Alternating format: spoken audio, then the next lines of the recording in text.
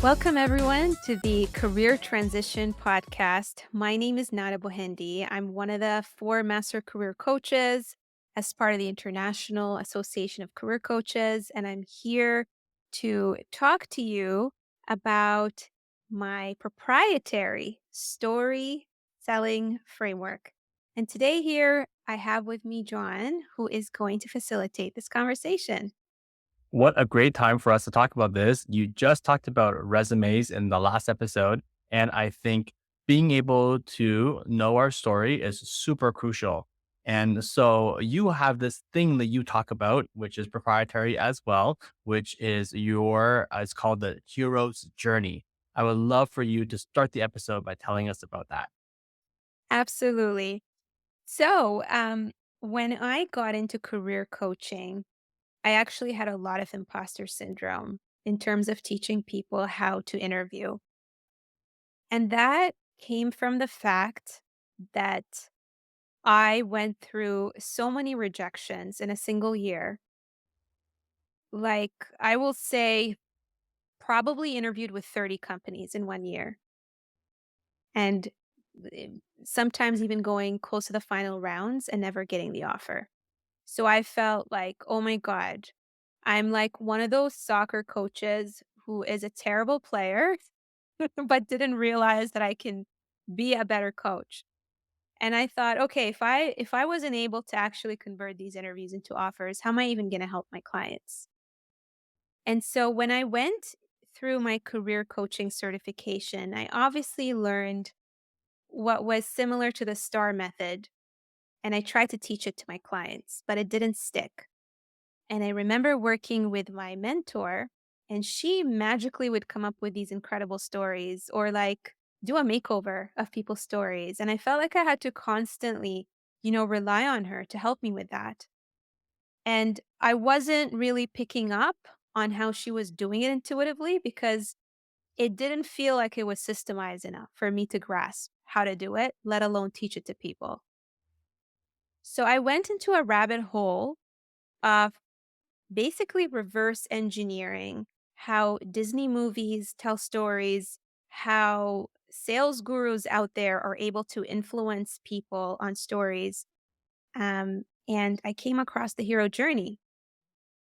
And so I realized that the anatomy of a powerful story comes from the hero's journey. In fact, we're talking like, a multi-billion-dollar industry, the movie industry. Like think the Goonies, Cinderella, Lord of the Rings.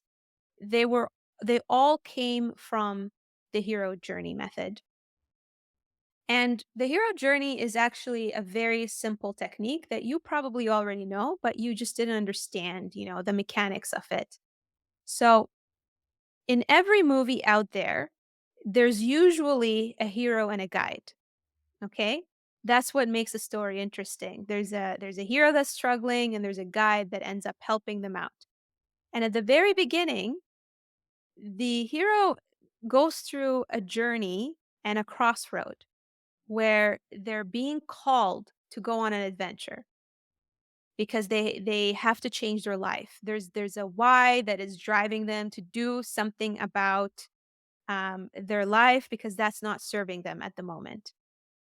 And so the guide helps them through trials and tribulations that they have to overcome in order to reach their goal. Because as we all know, life is not easy, it's not simple. When we want to achieve something, we have to go through trials and tribulations. And as they go through these trials and tribulations, they obviously have to change their ways of working, right? As change agents. And then they end up winning in the end or achieving a result. It all boils down to that. Like, think Cinderella. She wanted to live happily ever after. She wanted to meet the prince. She had to, the fairy godmother, who's her guide, was calling her to action. Helping her get on this pumpkin carriage, and there was tension in the story, which made it interesting, right? She had to race against time in order to be able to achieve this. So if we think about that, it's a lot more intuitive. And when I Hmm. started teaching people through that approach versus this rigid star framework where they feel so robotic, they feel so forced, they get writer's block, they end up coming up with very compelling stories. In fact, this method not only has helped my clients interview better, but it actually helped them pull juicy information that we end up using in their resume. It even helped them dial in on their career sweet spot and what they want to use. So I'm just throwing a wrench here because I talk about my career archetype quiz, but actually storytelling, in addition to the career archetype quiz, helps you go through your stories and see how you've grown in your career, as well as help you see the patterns in order to land the job that you love. Mm, I love all of this. First of all, you being somebody who had the experience of not successfully interviewing and landing jobs within a period of a year and really struggling with that, that is so helpful because there's nothing worse than a coach who has not gone through the struggles that we're currently going through and feeling like they can't relate. So it's a huge bonus that you've gone through this because you've also then figured out how to get the results of what you really wanted, and now you can share these results with your clients. And I think it's so cool that we have the ability to learn something that's so important for not just the interview part, but also, like you're saying, the resume part. And as we've discussed in other episodes, so much of this process is landing the job, but so much more of this process is the mindset that is really shifting from working with you as a coach and people realizing how much they have to offer in this ideal job that they're really going for.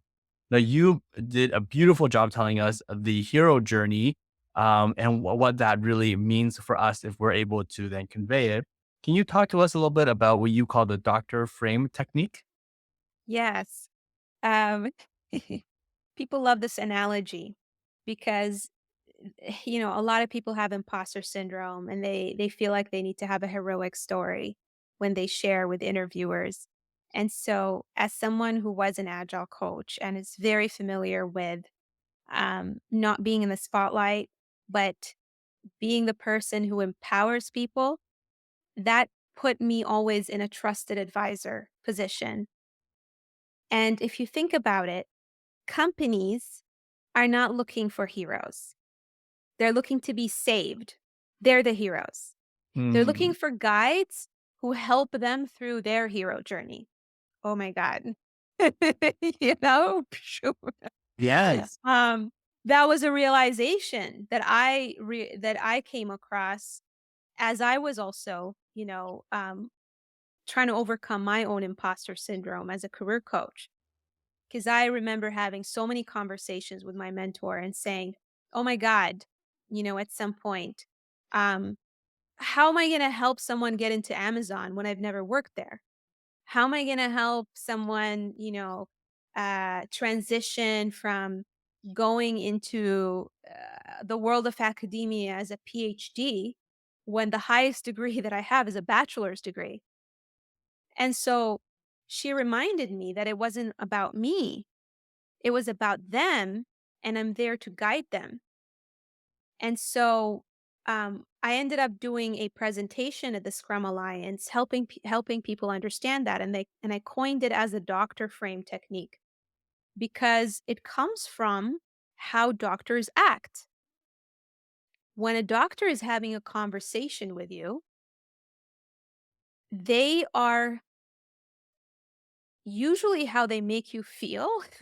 They make you feel safe. You automatically trust them because of the way they carry themselves. They come in with curiosity as trusted advisors. They ask you questions because they want to diagnose what the root cause is. They make you feel heard, and their goal is to help you solve a problem.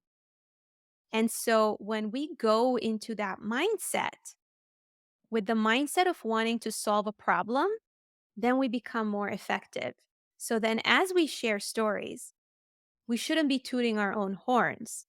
We should actually share transformation stories of how we as guides solved problems that are similar to the organization problems in the past. Because if you think about it, if you're going in as a trusted advisor, then whether you're a doctor or lawyer or product manager or whatever your profession is, people are interested in knowing if you've solved the similar problem before.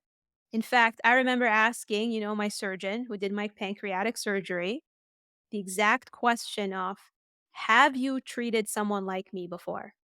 Right? And this is where people get tripped when they either, fixate on the title and struggle with their transition, but instead I tell them, don't fixate on that. That doesn't matter.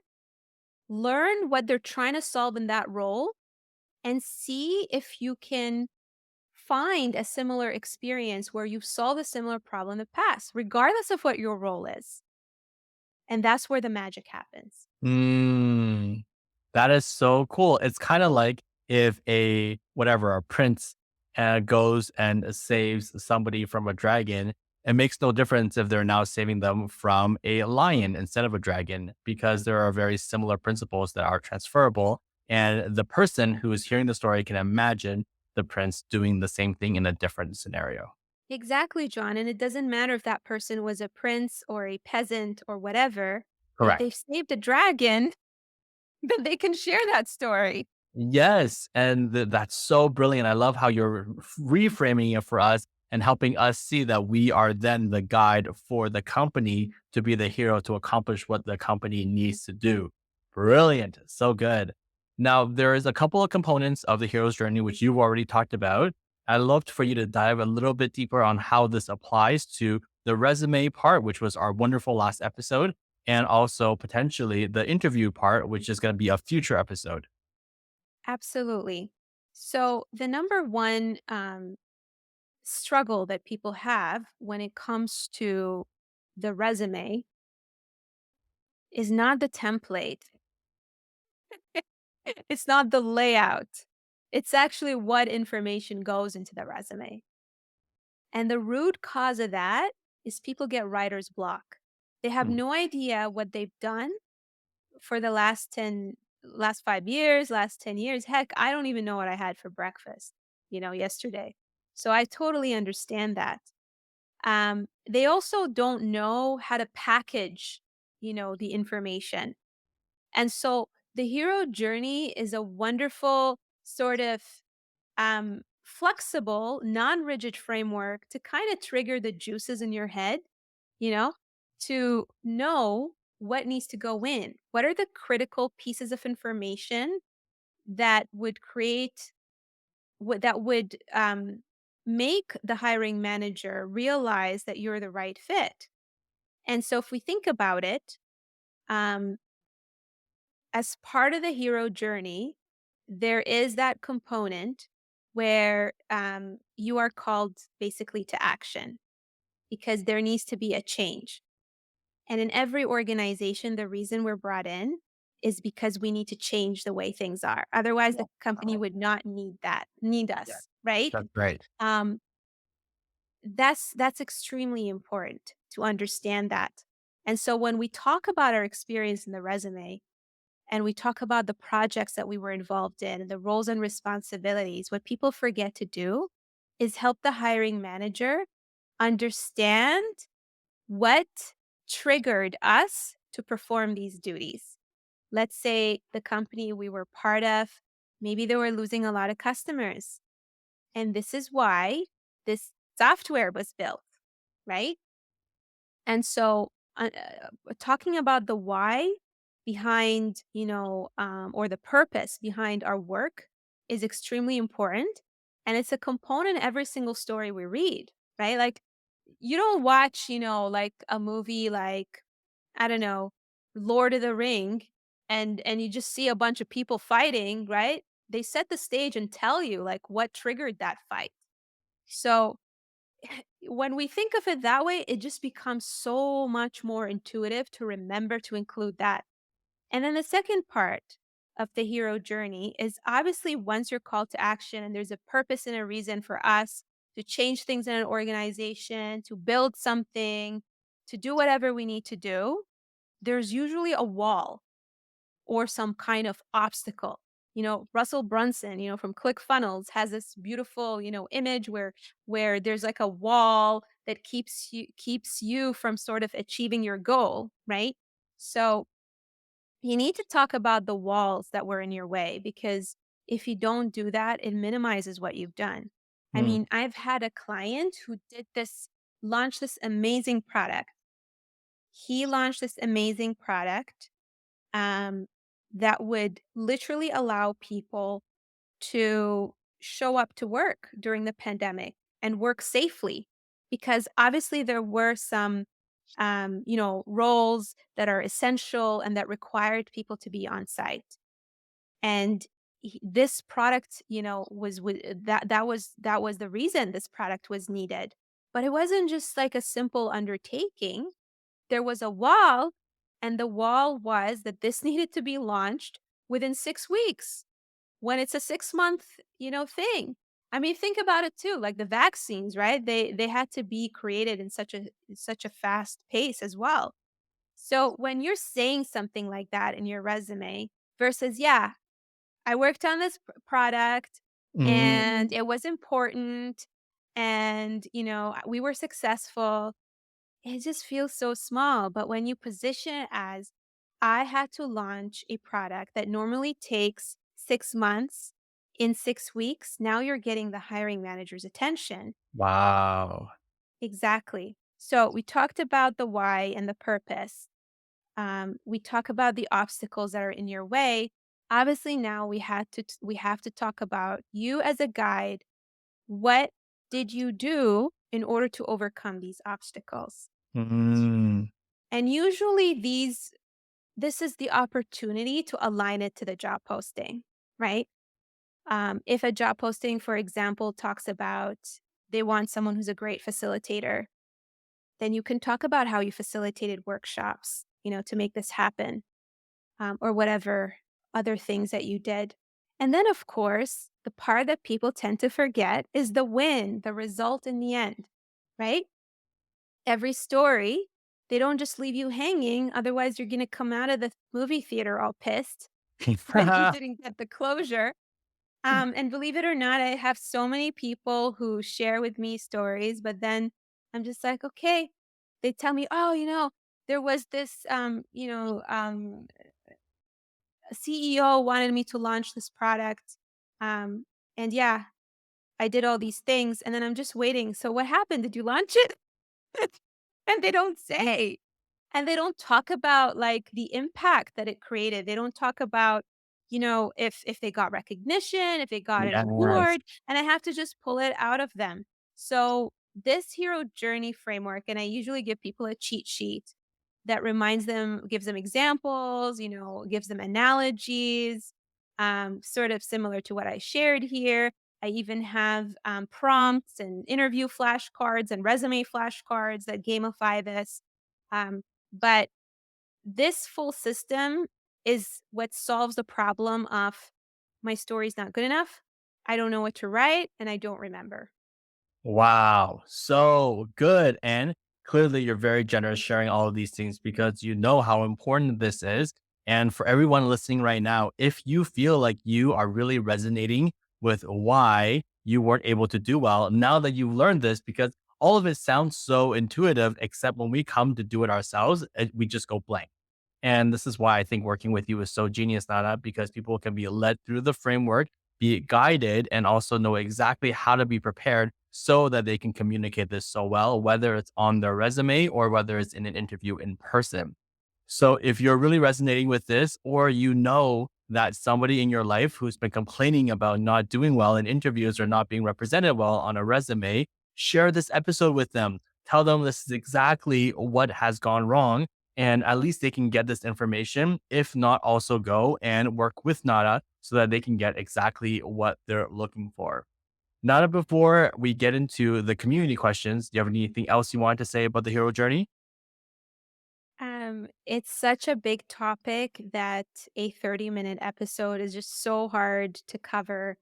Um, but what I'll say is we're scratching the surface here and introducing it for the first time, and we're intentionally not giving people the entire framework and the entire process because I practice what I preach about being concise and not overloading people with information because that tends to be one of the biggest mistakes that people do in their resumes is they give way too much information.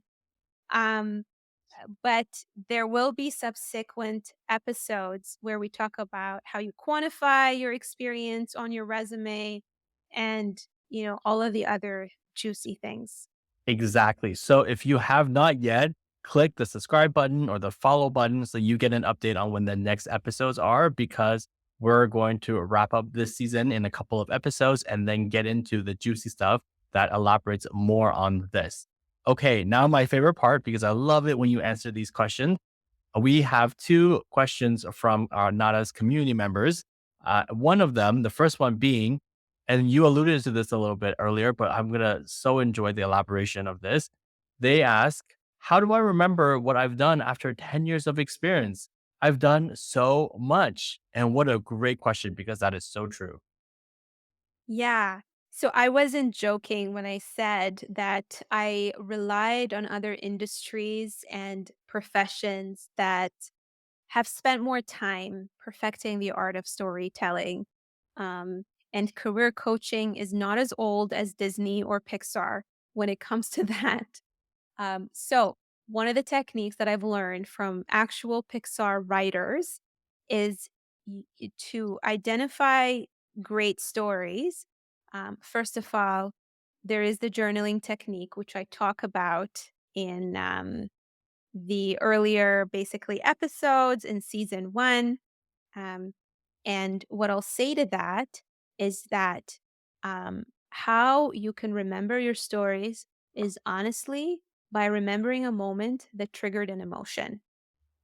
This is where you start because we tend to remember things that made us feel a certain way. And a little analogy that I give to people is if it helps you, think of the people that you worked with as villains or, associate them with Disney archetypes.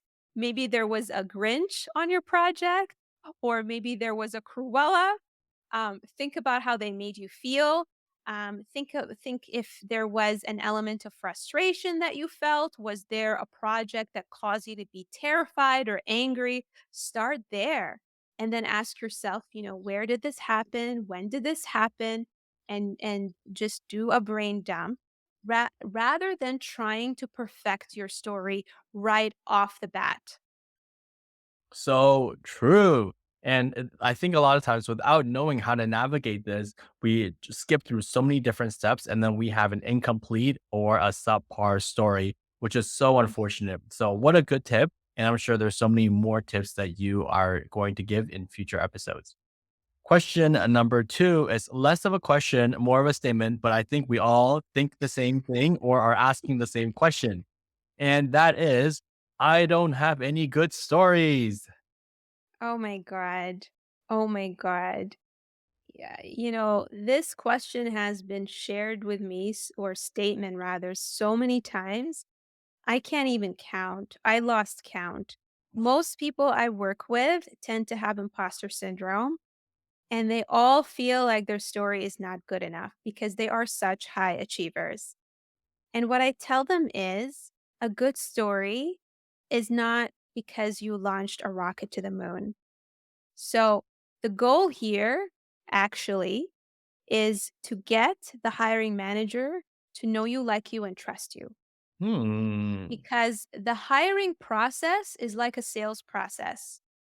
And the truth of the matter is, there's always going to be something on the job that you may not have done. And the point how a good hiring manager that you actually wanna work for is thinks, their logic, their thinking process is not so much, "Oh, I just want someone who knows all of the methods in our organization and just show up." That can be easily trained. That's trainable stuff. The stuff that's harder to train is if this person is resourceful. Do I enjoy working with them? Do I trust them? Because they will delegate things to you and they need to trust you.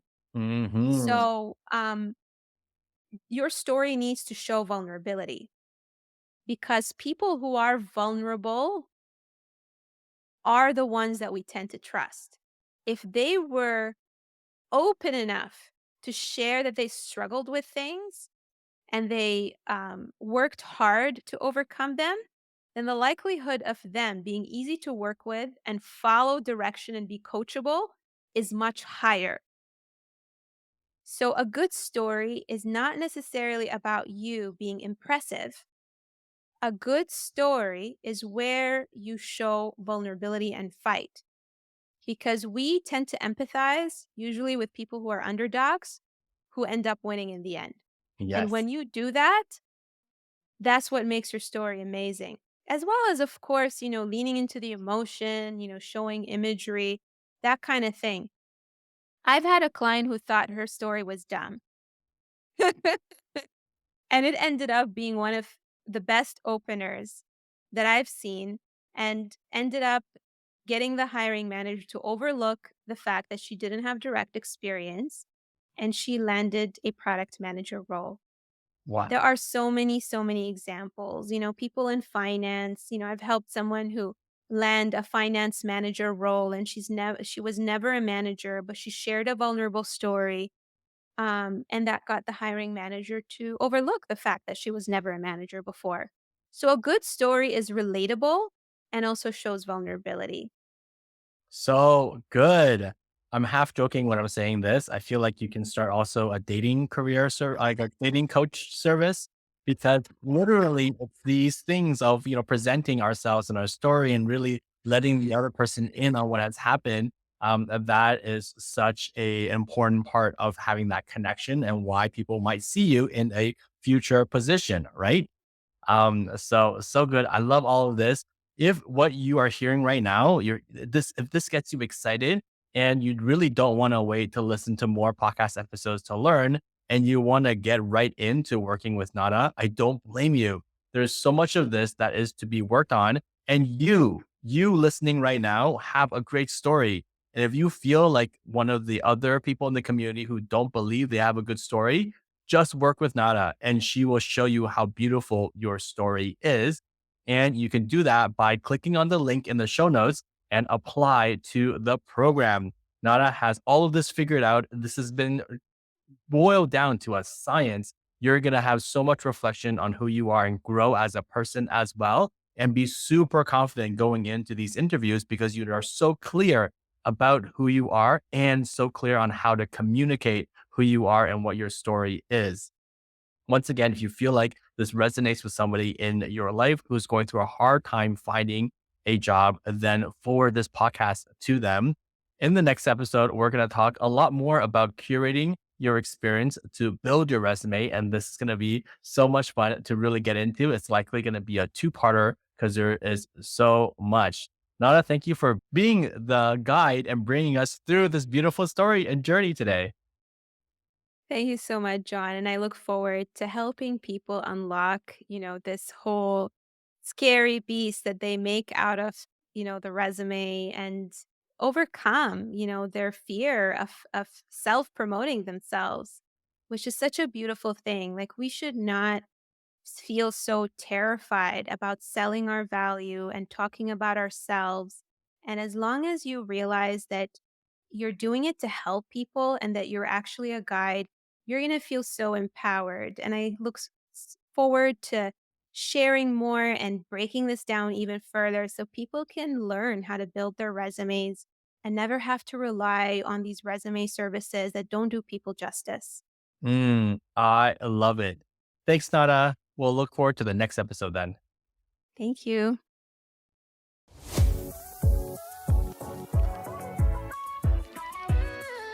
It's the success. Not only to think, but to act outside of the box. You need a coach to help guide you on what your sweet spot is. you do works, period.